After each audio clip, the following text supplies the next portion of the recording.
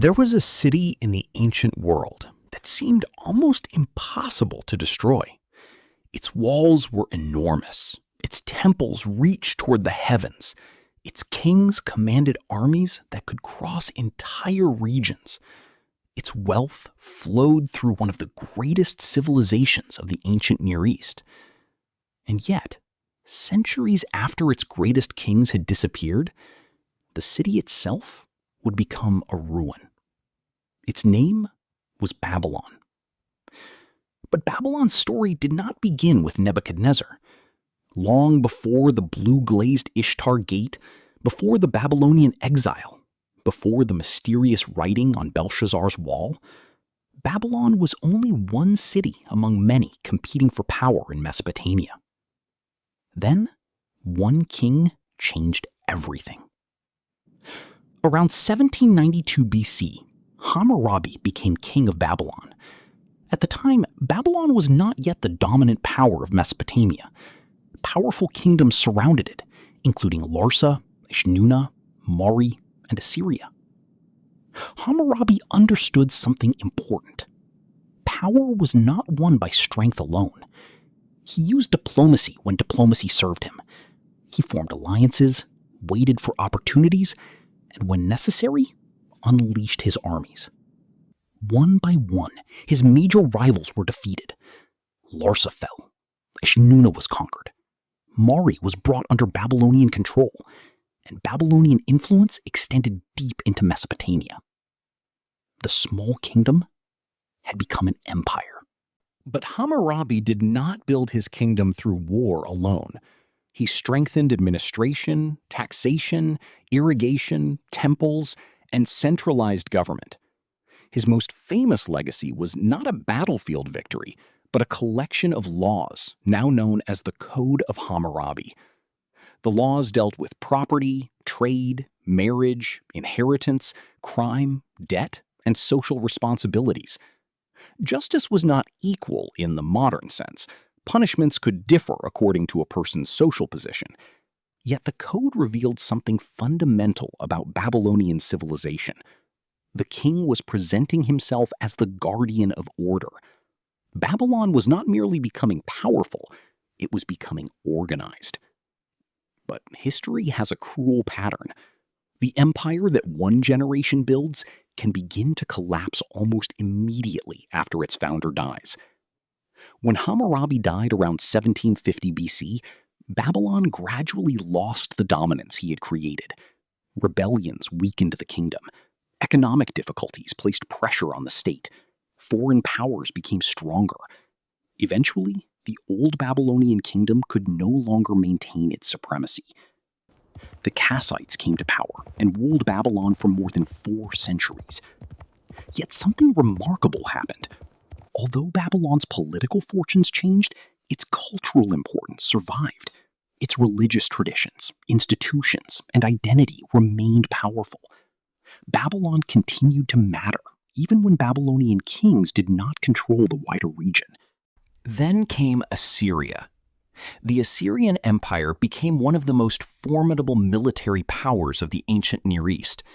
Babylon repeatedly rebelled against Assyrian authority, and each rebellion brought consequences. In 689 BC, the Assyrian king Sennacherib destroyed Babylon. The city that would later become famous for its magnificent architecture had been devastated. And here is one of the great paradoxes of Babylonian history. The Babylon most people remember was largely not the Babylon of Hammurabi. It was a later Babylon, a Babylon rebuilt from destruction, a Babylon that would rise again. In 626 BC, Nabopolassar founded the Neo-Babylonian Empire and led Babylon into another age of power. He joined forces with the Medes against Assyria, and together they helped bring down the empire that had dominated Mesopotamia. In 612 BC, Nineveh, the great Assyrian capital, fell. Babylon had returned. But its greatest chapter was still ahead. Nabopolassar's son was Nebuchadnezzar II. Before becoming king, Nebuchadnezzar had already demonstrated his military ability. At the Battle of Carchemish, Babylonian forces defeated Egypt and established Babylon as the dominant power across much of the region.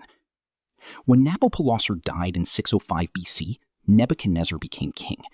He would rule for approximately 43 years, and during those decades, Babylon reached a level of political and architectural magnificence that would echo through history. His armies expanded Babylonian influence across Syria, Palestine, and the Levant. But empire created resistance. Some conquered territories rebelled, and Nebuchadnezzar faced repeated challenges to Babylonian authority. One rebellion would become especially important: Judah. After Judah rebelled under King Zedekiah, Babylonian forces marched against Jerusalem. The city was captured, its walls were destroyed, Solomon's temple was burned, and large numbers of Judeans were deported to Babylon. Among the exiles was a man whose name would become inseparable from the biblical story of Babylon: Daniel. But while Babylon was destroying Jerusalem, Nebuchadnezzar was simultaneously transforming Babylon itself. He wanted his capital to look like the center of the world. Temples were expanded, palaces were constructed, canals were improved, defensive walls were strengthened, ceremonial avenues were developed. And then there was the Ishtar Gate. Its brilliant blue-glazed bricks were decorated with images of lions, bulls, and dragons. For anyone approaching the city, it would have been a breathtaking demonstration of Babylonian power. The message was simple. Babylon was not merely a city. Babylon was greatness made visible.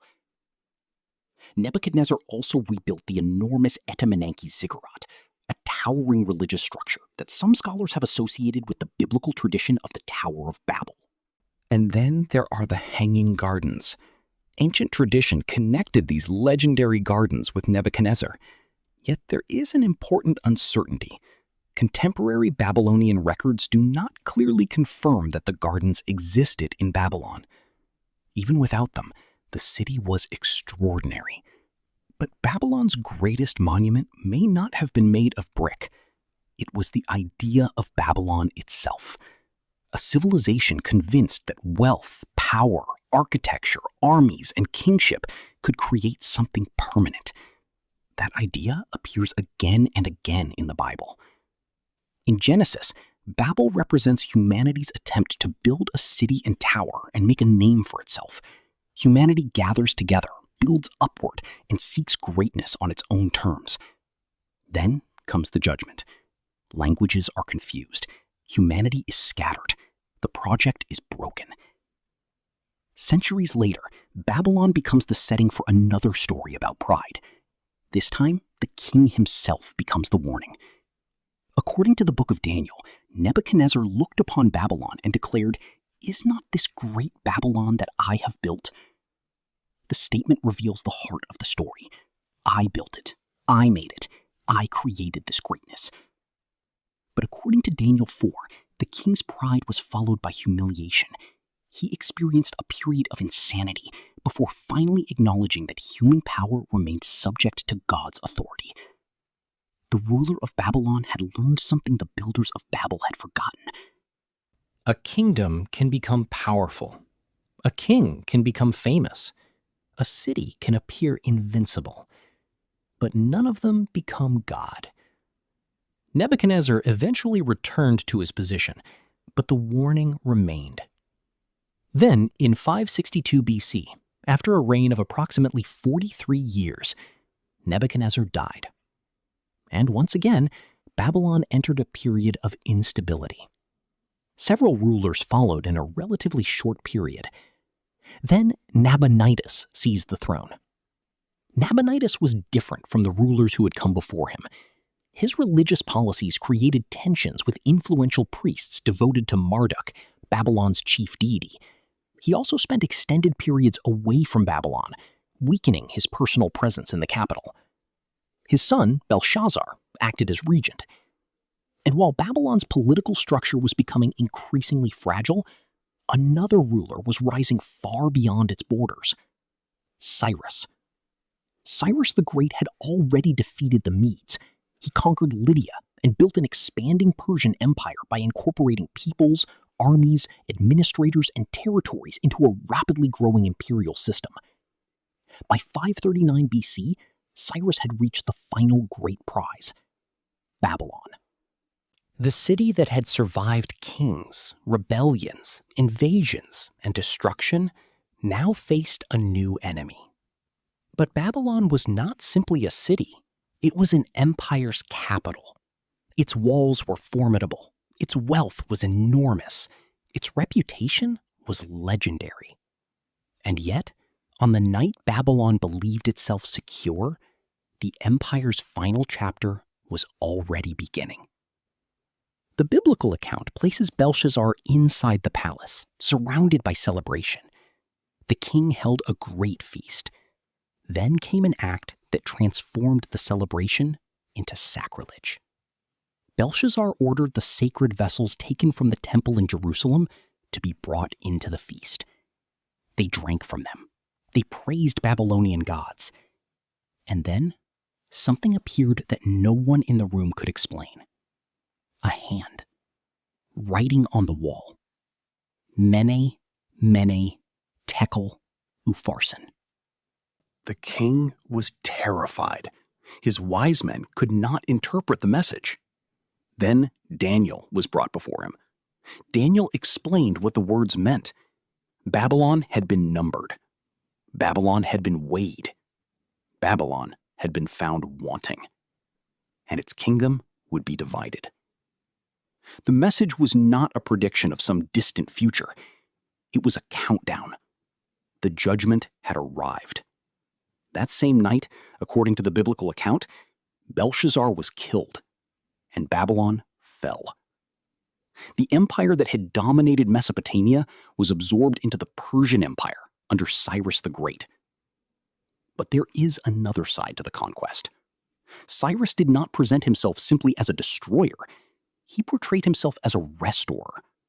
He respected Babylonian religious traditions and adopted policies that helped him govern the enormous multicultural empire he had created. For the Jewish exiles, this became especially significant. They were permitted to return to Jerusalem and rebuild their temple. The conqueror of Babylon had become the ruler who allowed Babylon's captives to go home. And this reveals another strange pattern in history. The fall of one empire can become the beginning of another people's restoration. Babylon itself, however, continued to exist. It remained important under Persian rule, and later came under Greek influence. Alexander the Great entered Babylon, and in 323 BC, the man who had conquered an enormous portion of the known world died there.